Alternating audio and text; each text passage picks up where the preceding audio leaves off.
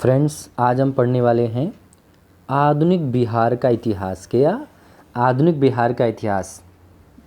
सबसे पहले इसमें पढ़ेंगे हम प्रमुख विद्रोह, ये कौन कौन से जो रिवोल्ट हुए आधुनिक बिहार के अंतर्गत। तो सबसे पहला सबसे इम्पोर्टेंट विद्रोह है नोनिया विद्रोह। कौन सा विद्रोह? नोनिया। अब पूछ लेगा इसकी ये कब हुआ था, तो सन 1770 में शुरू हुआ और कब तक रहा? 1800 तक। सन 1770 से 1800 तक, मतलब 30 साल ये जो है रहा।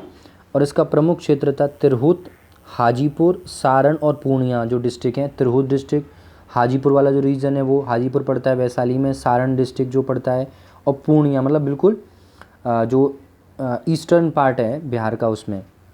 इसकी वजह क्या थी? सोरा का बहुत ज़्यादा व्यापार होता था। सोरा का यूज़ होता है बारूद वगैरह बनाने में किया जाता है।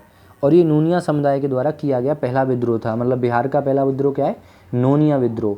इसकी शुरुआत कब हुई? सन 1770 से। कब हुई? सन 1770 से हुई और 1800 तक रही। ठीक है, सन 1770 से 1800 तक। मेन रीजन हाजीपुर, पूर्णिया, सारण और तिरहुत रीजन है। सोरा का व्यापार और कौन से समुदाय के द्वारा? नोनिया समुदाय के द्वारा ये किया गया। इसके बाद 1770 के बाद सन 1772 के अंदर एक मूवमेंट शुरू होता है पहाड़िया विद्रोह। कौन सा? सन 1772 में पहाड़िया मूवमेंट शुरू होता है। 8 वर्ष तक मूवमेंट चलता है पहाड़िया। इसका जो मेन स्थान था वो था संथाल परगना, जो आज झारखंड का हिस्सा है। इसके नेतृत्व करता थे करिया, पुलहर और चेंगरू संवरिया। करिया और संवरिया। तो पहाड़िया सरदार और अंग्रेज़ों के बीच में एक समझौता हुआ था, इसलिए इसका जो परिणाम हुआ एंड में इस विद्रोह के बाद, तो पहाड़िया जो सरदार थे और अंग्रेज़ों के बीच में एक समझौता हो जाता है। और उस समय अंग्रेज़ों का जो प्रशासक था उसका नाम था अगस्टक क्लीवलैंड। क्या नाम था? अगस्टक क्लीवलैंड। तो दूसरा जो विद्रोह सबसे पहले नोनिया पड़ा 1770 से और 1800 तक। फिर सन 1772 2 वर्ष के बाद ही कौन सा विद्रोह शुरू हो जाता है? पहाड़िया विद्रोह शुरू हो जाता है और ये 8 साल चलता है, सन 1780 तक।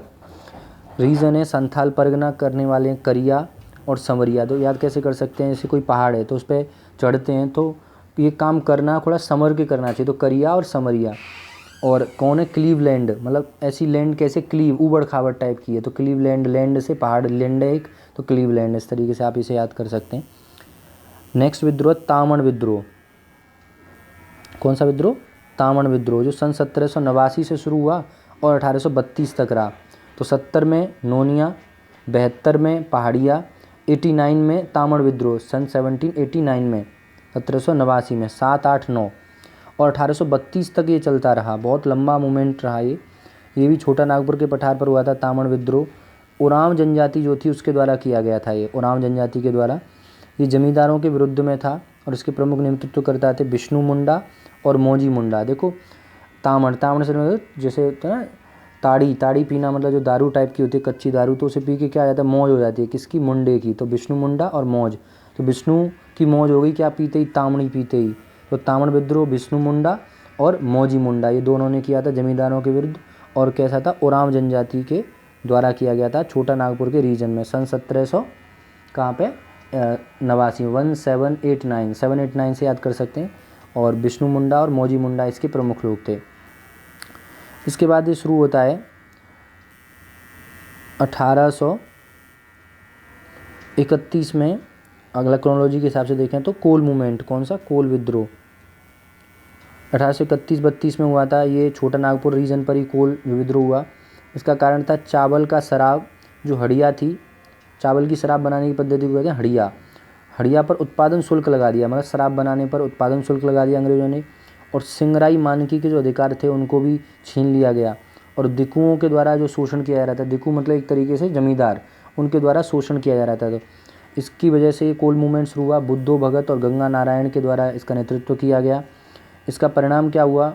इसका विनिमय रेगुलेशन का आरोपण। ब्रिटिश प्रशासक था इसमें कैप्टन थॉमस विल्किंस, इसे किस्नू साहिब भी कहते हैं। तो थॉमस विल्किंस कौन था? किस्सून साहिब। तो इसमें जो कोल विद्रोह 1831-32 में होता है, रीजन है छोटा नागपुर का। छोटा नागपुर पे ही पहाड़िया मूवमेंट होता है। तामण जो विद्रोह होता है उरांव जनजाति के द्वारा किया जाता है। और ये कहाँ पर होता है? ये भी छोटा नागपुर रीजन में ही होता है। छोटा नागपुर में ही मेनली ज़्यादा जो है विद्रोह हुए थे शुरुआती वाले, क्योंकि ये एनरिच था काफ़ी मिनरल के हिसाब से। तो ये रीज़न था चावल की शराब बनाना और सिंगराई मानकी के अधिकार। और दिकुओं का शोषण। बुद्धो भगत और गंगा नारायण, तो भगत कहाँ जाता है, गंगा नहाने के लिए, तो बुद्धो भगत और गंगा नारायण। और इसमें कौन था, विलिकंस, तो विल किसकी चीज़ की विल है, कोल, मतलब एक कोल की खदान देखने की क्या है, विल है, तो विलिकंस कोल विद्रोह और किसुन साहिब के द्वारा इसको शुरू किया गया था।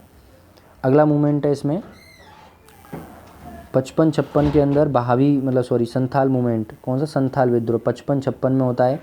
रीजन है दामिन ए कोह रीजन में, इसमें भी रीजन कारण क्या था, दिकुओं का शोषण हो रहा था। सिद्धू, कानू, चांद और भैरव, ये चार लोग थे, उन्होंने किया था। अंग्रेज प्रशासक था अलेक्जेंडर, कौन था, अलेक्जेंडर। दामिन ए कोह का नाम बदल कर क्या रख दिया गया, संथाल परगना, मतलब पूछ लेगा संथाल परगना नाम कब रखा गया, तो संथाल विद्रोह के बाद। और एक काश्तकारी अधिनियम भी लाया गया था 1860 में। तो 1855-56 में क्या होता है, संथाल मूवमेंट होता है। रीज़न है दामिन ए कोह, मेनली देखा जाए तो दामिन ए कोह क्षेत्र में।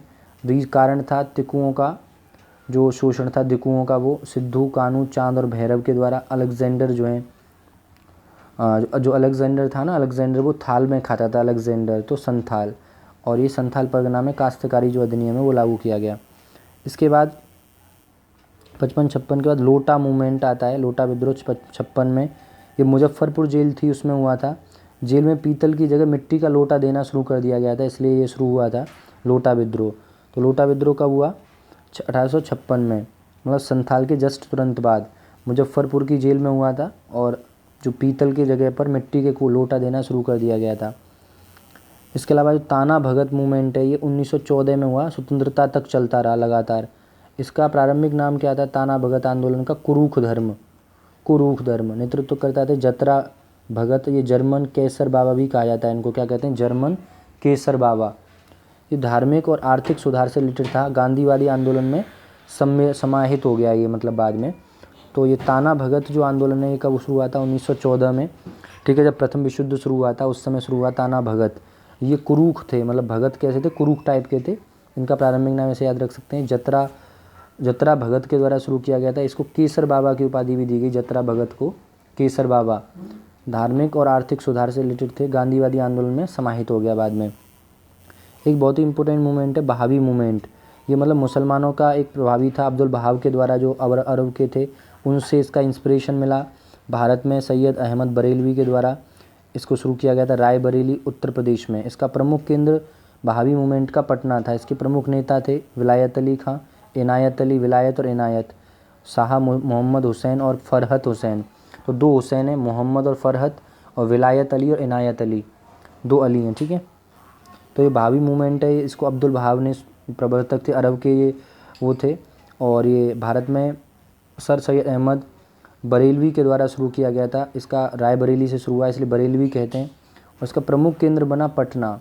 और विलायत अली, इनायत अली और मोहम्मद हुसैन और फरहत हुसैन इसके प्रमुख क्या थे, जो है वो थे, मतलब इसके सहयोगी थे। फ्रेंड्स, इस वीडियो में इतना ही। आगे हम पढ़ेंगे 8057 के मुरुल वॉल्ट को।